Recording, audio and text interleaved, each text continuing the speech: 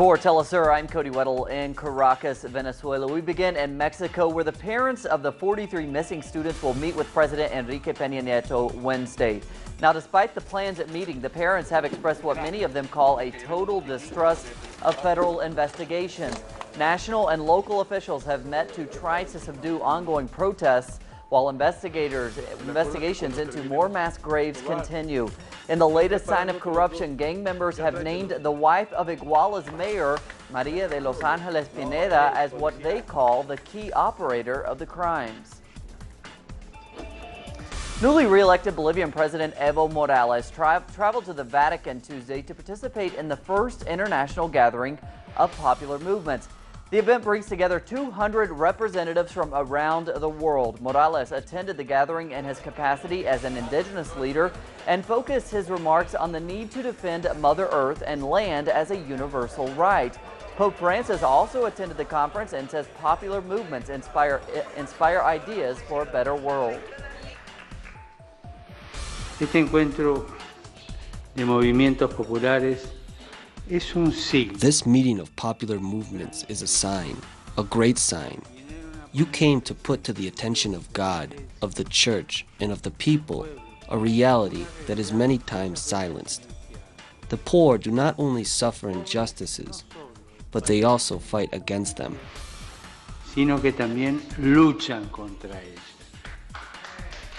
And to Central America now, the Honduran police have proposed that the country change its laws to allow convicted minors to be jailed. Now, current laws do not allow the incarceration of anyone under 18 years old. The proposal would lower that age to 16. The National Police of Honduras has many programs involving teenagers using funds from the United States cooperation to keep children out of organized crime. Part of that initiative is to allow to reduce the punishable age to 16. Currently in Central America, no one under 18 years old can be sent to jail. This situation is unique to our country, our Congress, and other authorities. I don't know how it will be received. As a police institution, when we carry out various operations, there are lots of minors involved, and we detain them. But remember that they have the rights of a young offender. As authorities, we have to send them where we are required to. The Liberty and Refundation Party has expressed its clear opposition to this. It asserts that sending minors to jail isn't going to reduce violence because there is no control over jails. When a minor commits a crime, it is necessary to punish them, and the Children and Families Code shouldn't be used to let them off, but instead to rehabilitate these young people. And rehabilitation is impossible in our jails, where the majority are run by the prisoners.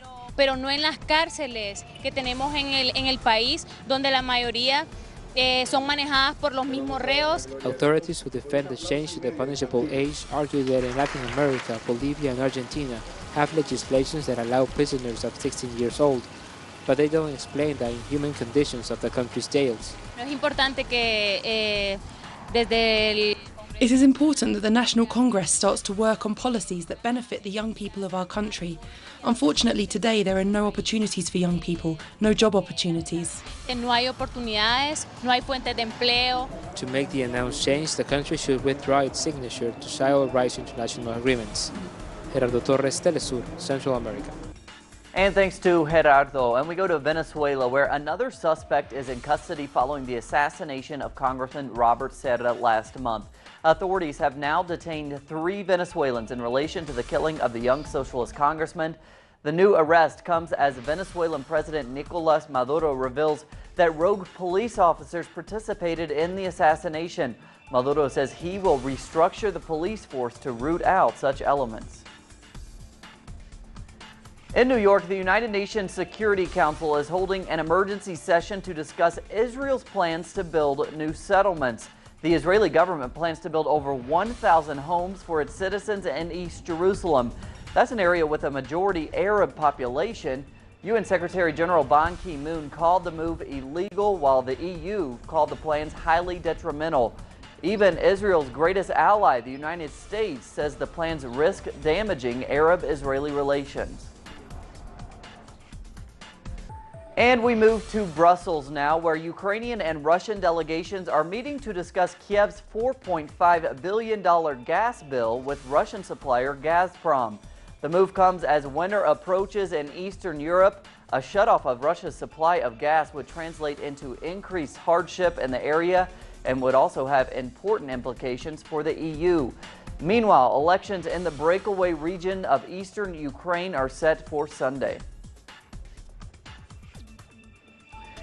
In Syria, Iraq's Kurdish army, the Peshmerga, has finally arrived in the besieged border town of Kobani.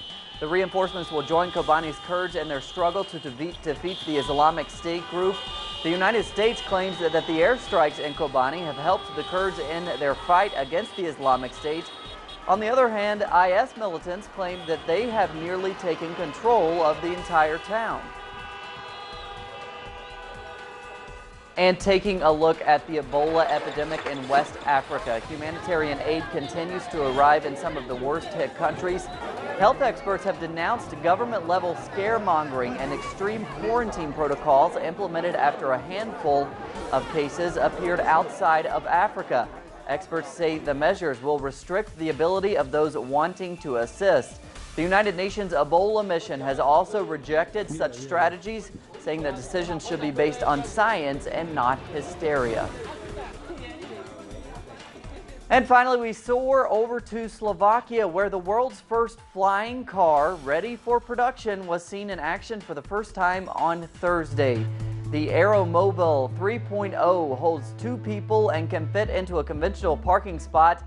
That is, of course, until it spreads its wings. The car can take off in just a few hundred meters and can reach speeds of up to 125 miles per hour in the air or 100 miles per hour on land. Although with a price tag somewhere between the price of a supercar and a small plane, it's really unlikely you'll be seeing these on your morning commute anytime soon. Although that would be cool to see that on your drive to work. More on those stories and others at our website, telesurtv.net/English. For Telesur English, I'm Cody Waddle.